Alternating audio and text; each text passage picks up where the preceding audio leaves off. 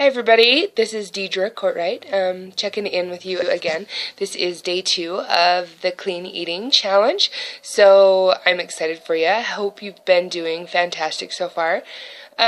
Today's topic is on cheat meals. Excuse me, and you will have to forgive me because I woke up yesterday with a raging cold, so my voice is awful and scratchy, and my nose looks like I'm related to Rudolph, so forgive me for that as we talk about our cheat meals today. What is a cheat meal? A cheat meal is that 1 or 2 meals per week that have absolutely no dietary restrictions. And that's the key. It's a meal and not a day, like not 1 or 2 days per week. It's 1 or 2 meals per week. And you look forward to it. You maybe plan it out, or you have an event or something that you know you're going to want to splurge just a little bit. Like a barbecue, like with summertime and stuff coming up. You've got the 4th of July, Memorial Day, Labor Day, all those fun things and the fairs. So you can eat 95% of the time really healthy and really clean. And then you have that one meal where you say, okay, I'm going to eat a hot dog. Because for me, I love hot dogs. I love hot dogs, and I don't know why, because most people think they're disgusting, and honestly, if I think about them, they are gross to eat, but they are one of my favorite foods to eat. So for me, this summer, it's going to be hot dogs or brats or something like that I'll use for my picnic splurge. And a lot of times, too, it'll just be that instead of, like, a whole thing. Like, I'll eat salad, like green salad or stuff like that, to go with the brats instead of the potato chips and all the other picnic stuff that goes with it. So that is what a cheat meal is. There's no guilt, no restrictions, nothing that go with it. So the big question is, does it hurt you? And the answer is no. Not when you look at it from a dieting or a lifestyle change perspective.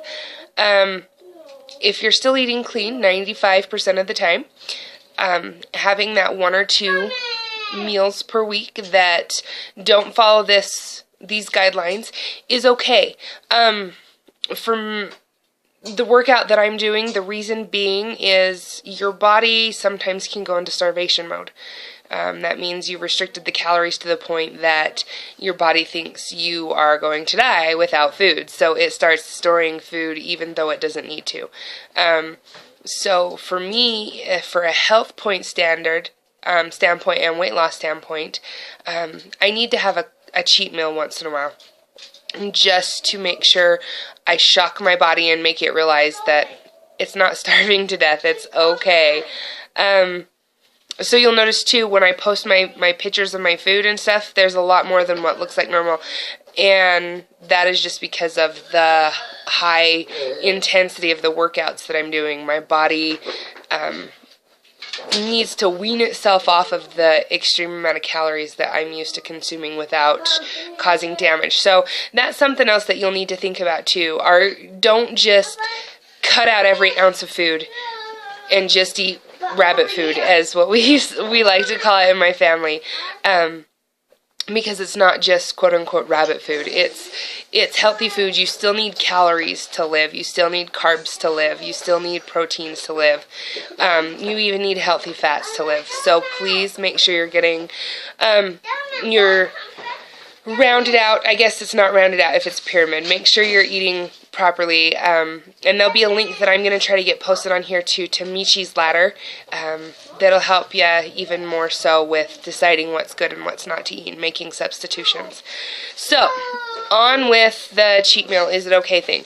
There are 3 different kind of types of personalities that kind of go along with this cheat meal mentality. There's one that it's probably not the best idea, and that tends to be me, even though I need them to make sure I maintain, or I still keep losing and my body's okay. For me, they are kind of like sabotage.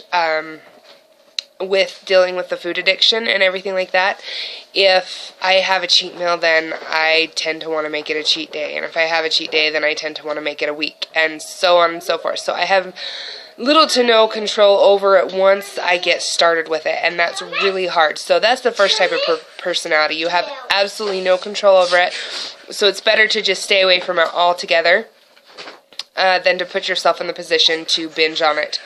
And so that's where my perspective is for my personality. It's just easier for me not to do it, or to do it with the control of those around me. The second type is the type that's kind of saved by cheat meals. That eating clean is a good, healthy lifestyle, but it saves you, that 1 or 2 cheat meals saves you from binging and completely gorging yourself on the junk stuff. So, like, if you know that you love, say, like Kiwi Loco, that's your little guilty pleasure, your little thing that you cannot live without at all.